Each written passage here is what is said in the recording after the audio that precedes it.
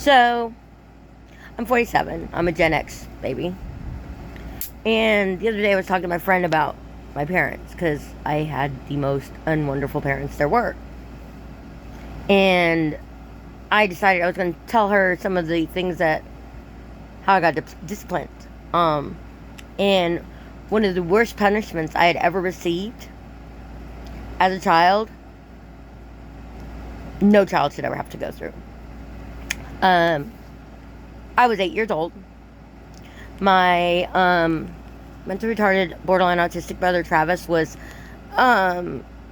he was, let's see, if I was 8, he's 3 years younger than me, so he was 5. My brother Chris was 4, and my baby sister Heather was 3. Well, 2, almost 3. And there was a big rule in the house. The number one rule you didn't cross. My dad liked to get bologna from the deli, but he liked to get thick cut bologna. We weren't allowed to touch that. Ever. Now, why bologna of all things? I mean, that's crap. Like, it's like hot dogs, tongue slips and assholes, you know, but whatever. Anyways, we weren't allowed to touch that. We were also not allowed to touch his 2-liter bottle of Nestle iced tea. You're not allowed to touch that. Not even allowed to look at it. Okay? Don't even look at it. Well, my mom and dad hadn't got the food stamps yet. My dad was working for Yellow Cab. So we lived in Minnesota. And, us kids had nothing to eat. I mean, you're talking 4 kids hungry. Okay? There was nothing in the house to eat. Now, my stepmom knew that when my dad got home, he'd have money. Because he would have worked. And so he would have made money. So we'd have dinner. But it was getting late and the kids were hungry. So my mom told me, she said, Moki, which is my nickname. She goes, Moki, go ahead and get daddy's bologna and give it to the kids, and you get some too, okay? Because I know you guys are hungry. And I said, okay, mommy. Now, my ass ain't stupid. I gave my brothers and sisters up 2 pieces each, but I didn't get any. Because I know better. I was drilled that in my head. I'm not stupid. Well, unfortunately for me, while I was watching TV in the living room, starving to death, my dad had pulled up. He got off work early. And he walked up to the house, and my sister was on the porch eating her bologna. Or rather, his bologna. Anyways, and my dad said, Heather, who gave you that? And my baby sister said, Moki did. My nickname. And I'll never forget how loudly that door slammed open. And the look on his face when he came in. And I was sitting there in shock because I was like, uh-oh. And he came up to me and he was yanking his belt off. And he ripped me up by my arm. And I'm maybe 45 pounds, if that. Yanks me up and then slams me on the wooden arm of our couch. And we're talking, it was an oak wooden arm to our couch. And he slammed me down and yanked my panties down. And proceeded to start beating me, bringing his arm all the way behind his head when he was slamming me. He was hitting me so freaking hard, I couldn't even breathe. I couldn't scream. I had asthma, so I couldn't even catch my breath. I couldn't do anything. Nothing was coming out. And I was trying to get away from him. And I guess because of how hard he was hitting me and the noise it was making, my stepmom heard and came running out. Now, my stepmom, she abused me bad too, so. But for once in my life, she saved my life because she screamed, Randy, stop. I told her to give it to him. Stop, let go of her. So my father dropped me to the floor and I fell. And I immediately pulled up my panties and I ran to my room. And I hid all the way at the very back of my bed so that he couldn't get to me. And I finally was able to let out screams. I could finally catch my breath. And I thought I was going to die. I thought my ribs were going to break. And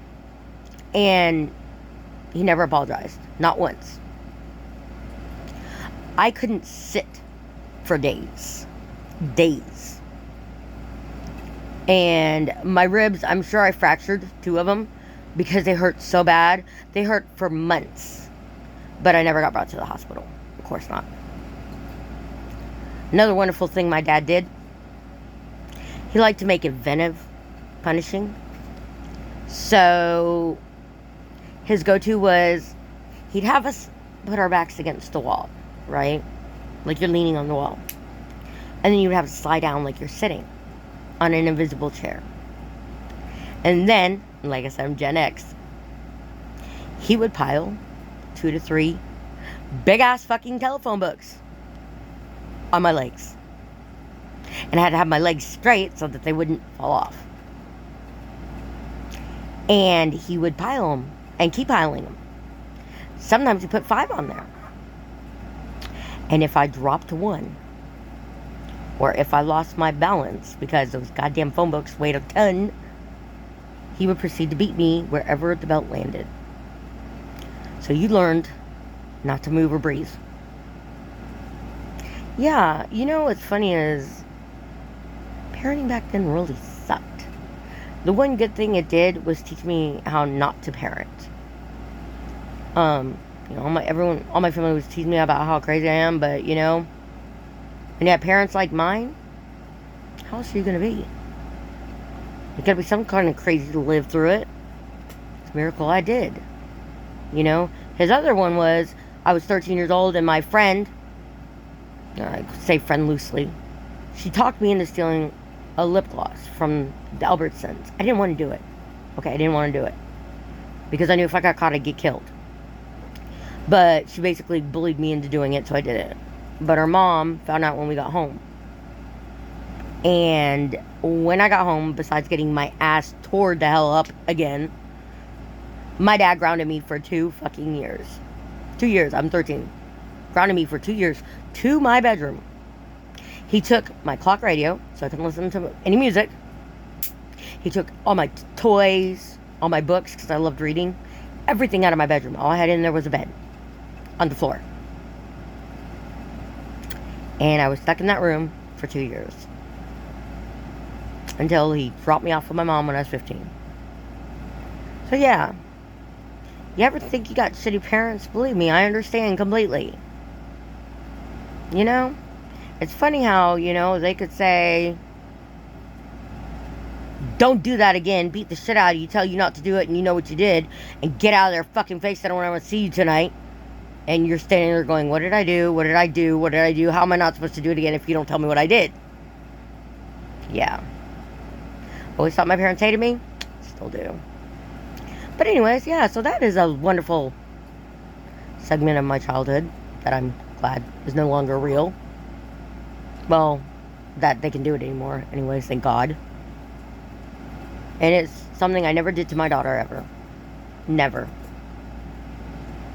You know, and so funny how I get teased because I'm crazy by my family and my friends, and I'm just like, dude, if you only knew the half of my childhood, you'd understand. So for all you abuse survivors out there, don't worry, you're not alone. I understand, and it sucks. But you are loved, and you're safe now. So y'all have a great day. Bye, guys.